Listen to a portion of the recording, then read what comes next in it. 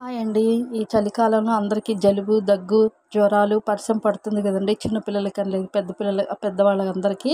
వాళ్ళ కోసం అనేసి ఇది స్పెషల్‌గా అంటే పూర్వం నుంచి ఉన్నదేనండి. కాకపోతే మనం డైరెక్ట్‌గా మిరియాలు, ఇంకా సొంఠి ఇలా కషాయం అంటే తాగరు కాబట్టి, అందుట్లో కొంచెం తులసి, కొంచెం సోంపు, కొంచెం ధనియాలు, కొంచెం 2 యాలకులు, ఒక చిన్న వేపాకు వేసి చేయటం వల్ల లవంగాలు ఇవన్నీ ఏదైనా జలుబు, జ్వరం సంబంధించిన గొంతులో ఇన్ఫెక్షన్ రావటమైన జ్వరం అన్నిటికి స్టార్ట్ అయ్యేది గొంతులోనేనండి. ఇన్ఫెక్షన్ తయారయ్యేది. దాన్ని నివారించాలంటే ఇంత ఘాటైన కషాయం మనం తయారు చేసి పిల్లలకు, పెద్దలకు అందరికీ కూడా కొంచెం ఇవ్వటం వల్ల త్వరగా నయమవుతుందండి. అది తయారు చేసే విధానం అండి. నీళ్ళు బాగా మరిగిన తర్వాత దాంట్లో ధనియాలండి. ఫస్ట్ ధనియాలు తలలో ఉండే గ్యాస్ ట్రబుల్ నివారిస్తుందండి. ఇంకా టేస్టీగా పిల్లలు అన్నిటికీ గ్యాస్ ఫామ్‌ని నివారిస్తుంది. తులసి అండి, కడిగి శుభ్రంగా చేసి ఒక చిన్న వేపాకండి.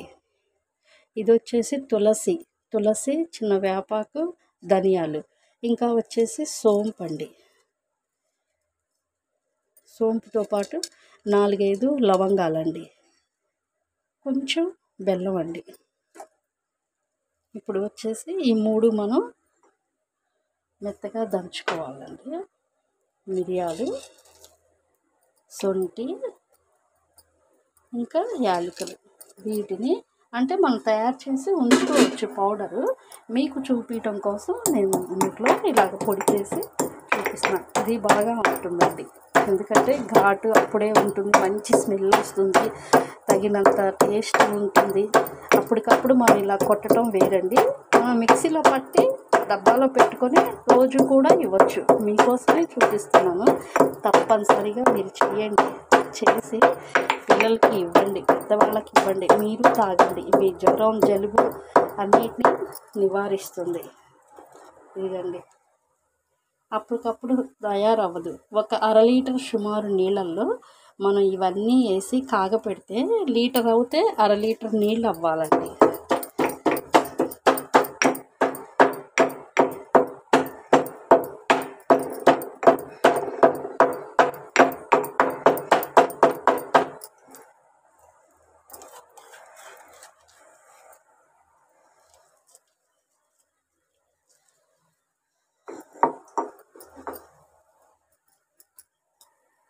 ఇలా కాగబెట్టిన